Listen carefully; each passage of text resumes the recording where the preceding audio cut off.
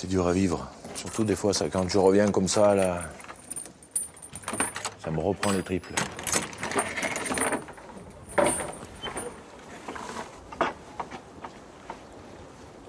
Alors voilà, c'est là où étaient les vaches, avec leur veau.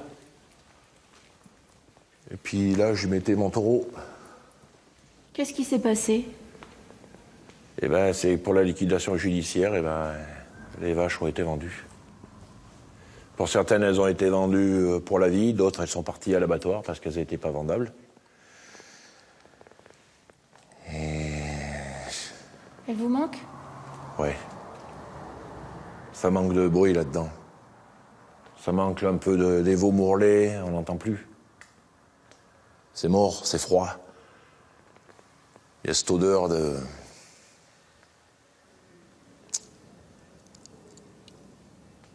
C'était la vie. Une liquidation judiciaire en 2013. Pascal Panfieux estime avoir reçu de mauvais conseils de sa banque. Selon lui, ça l'a coulé.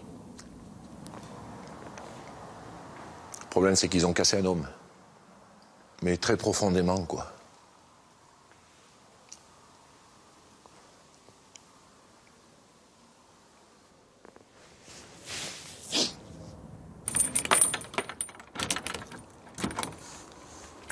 Voilà. Heureusement, dans cette période difficile, Pascal Panfieux a eu l'aide de l'association Solidarité Paysans. Bon, du coup, ça va? Ben ouais, pauvre. Bof. Ben, T'essaies de le faire aller. ça manque. nerfs que ça lui attaque. Elle assiste juridiquement et moralement les agriculteurs en difficulté. Du coup, t'en es où, toi, Pascal, aujourd'hui? Eh ben, je travaille pas. Je suis au chômage. Il n'y a pas de travail. Eh ben, eux, si j'avais pas été là, ça aurait tourné mal. Ça aurait tourné mal dans le sens où j'aurais pas suivi la liquidation judiciaire.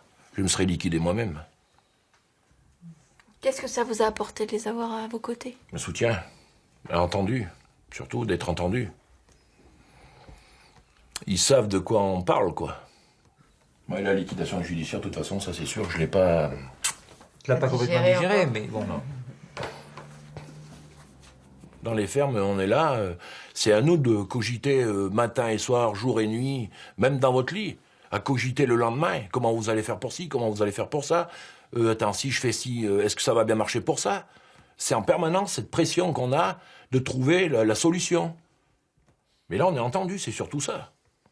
Parce que dans les fermes, quand on les a pas, on n'est pas soutenu. On part à la boucherie, quoi. Si on se met le canon sous la langue et puis pan. Puis voilà, quoi. Et moi, j'y ai pas passé parce que j'ai eu du soutien, aussi bien du côté de l'association. J'ai eu ma grand-mère, j'ai eu mon oncle, heureusement. Parce que je vous garantis, aujourd'hui, je suis pas en train de vous parler. Ça, c'est sûr. C'est sûr. Parce que voir partir son domaine, c'est vous arracher le cœur. C'est ça. C'est vous arracher le cœur. C'est pour ça qu'il faut comprendre un peu les agriculteurs aujourd'hui, où ils sont. Cette impasse, c'est comme si vous arrachiez un arbre de sa terre, quoi.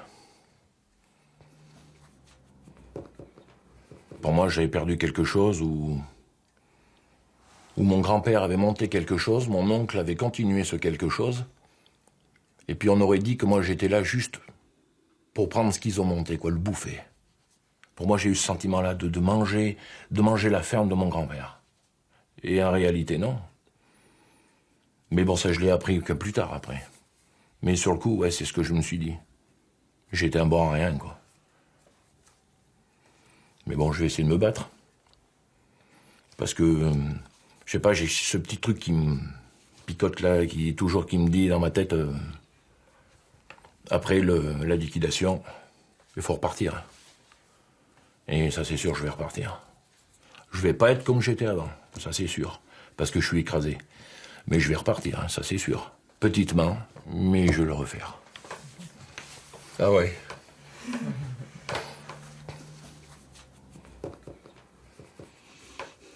J'aime trop ce métier.